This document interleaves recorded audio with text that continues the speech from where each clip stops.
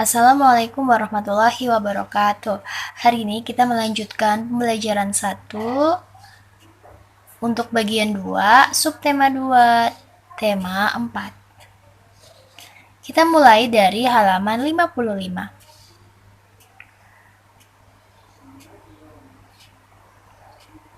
Sebelum belajar, jangan lupa berdoa ya.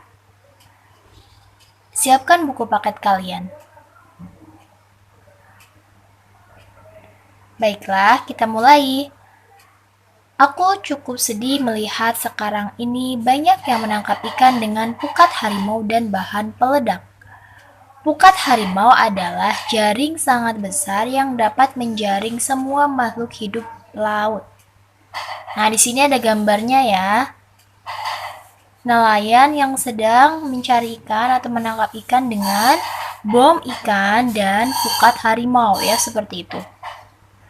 Bom ikan adalah bahan peledak untuk menangkap ikan. Cara ini dapat menyebabkan hancurnya terumbu karang dan habitat ikan.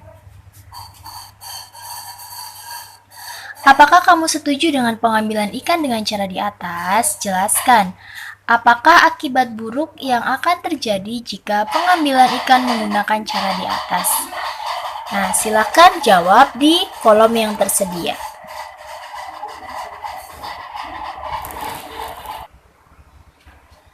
Selanjutnya,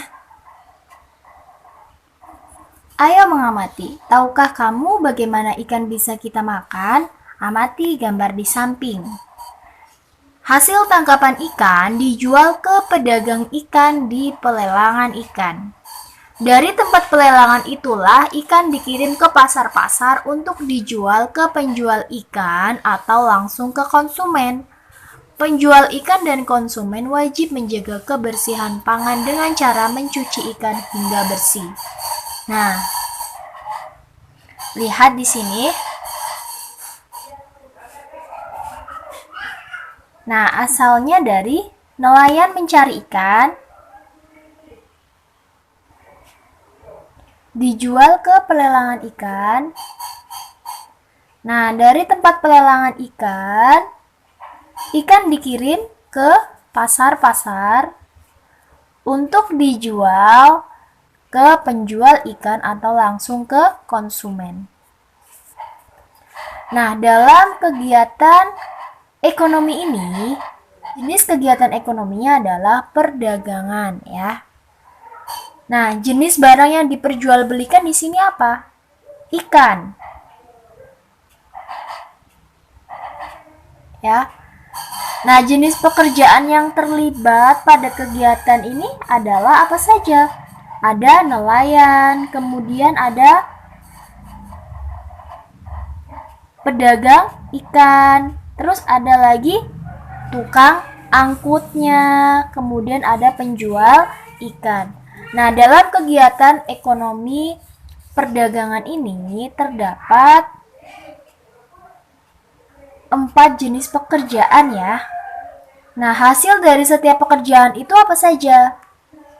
Dari nelayan dulu ya. Nelayan hasilnya adalah dia menghasilkan ikan. Pedagang ikan dia memperoleh untung dari penjualan ikannya. Nah, tukang angkut ini mendapatkan upah dari pengangkutannya. Kemudian penjual ikan akan memperoleh untung dari hasil penjualannya. Nah, dalam kegiatan ekonomi itu terdapat 3 hal. Nah, sebelumnya masih ingatkah kalian dengan apa itu kegiatan ekonomi? Kegiatan ekonomi adalah suatu kegiatan yang dilakukan oleh manusia untuk memenuhi kebutuhan hidupnya. Nah, dalam kegiatan ekonomi ada 3 hal yang saling berkaitan, yaitu produksi, distribusi, dan konsumsi. Nah, kita amati lagi kegiatan ekonomi ini. Nah, di sini ada produksi. Produksi adalah kegiatan menghasilkan barang atau jasa. Nah, dari kegiatan ekonomi perdagangan ini, mana yang termasuk dalam kegiatan produksi? Nelayan ya, karena dia menghasilkan barang berupa ikan. Kemudian, nelayan ini karena melakukan kegiatan produksi maka disebut dengan produsen. Nah, selanjutnya dari tempat pelelangan ikan ini dikirim ke pasar-pasar. Nah, kegiatan mengirimkan atau menyalurkan barang disebut dengan distribusi ya. Dari tempat pelelangan ikan ini yang akan diangkut ke pasar-pasar itu adalah namanya kegiatan distribusi. Orang yang melakukan kegiatan distribusi disebut dengan distributor. Tukang angkut ini dia adalah distributor. Nah, kemudian ketika ikan sudah sampai di pasar, yang di pasar ini dijual oleh penjual ya. Nah, akan dibeli oleh pembeli. Pembeli ini melakukan kegiatan menghabiskan atau menggunakan barang tersebut, yaitu yang berupa ikan ini. Nah, orang atau pelaku yang melakukan kegiatan konsumsi disebut dengan konsumen. Ini pembelinya adalah konsumen. Jadi tadi ada 3 ya, dari produksi, distribusi, dan konsumsi. Nah, pelakunya atau orangnya disebut dengan produsen, distributor, dan konsumen. Ini konsumen. Nah, ketika kalian makan ikan yang sudah dimasak, kalian adalah konsumen. Jadi, dari ketiga kegiatan tersebut saling berkaitan. Kegiatan jual beli ada yang berupa barang dan ada pula yang berupa jasa. Apakah kamu dapat menyebutkan contoh yang kamu temui di sekitarmu? Ya, pekerjaan yang menghasilkan barang adalah pekerjaan yang menghasilkan sesuatu barang yang bisa digunakan oleh orang lain, misalnya pembuat makanan, petani, nelayan, peternak, dan perajin. Pekerjaan yang menghasilkan jasa adalah suatu pekerjaan yang pelayanannya bisa dinikmati oleh orang lain. Pekerjaan ini tidak menghasilkan barang, misalnya guru, petugas kebersihan, dokter, tukang cukur rambut, polisi, dan supir.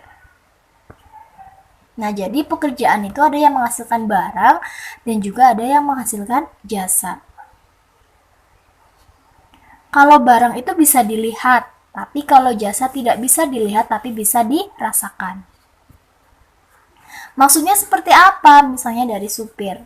Ya, supir itu mengemudikan kendaraan. Misalnya supir angkot. Nah, dia tidak menghasilkan barang ya, tetapi dia menghasilkan jasa.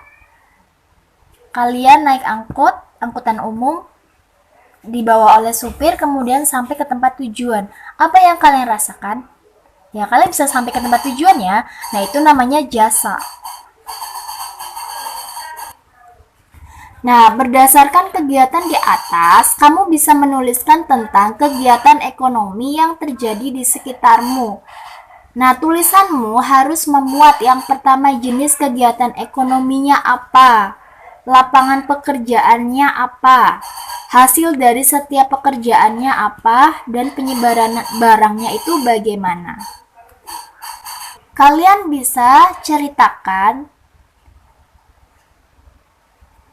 di kertas atau di buku tulis kalian. Contohnya seperti di halaman 56. Contohnya jenis kegiatan ekonominya perdagangan, yaitu ikan ya, barang yang diperjualbelikan ikan. Kamu mau membuat cerita tentang apa?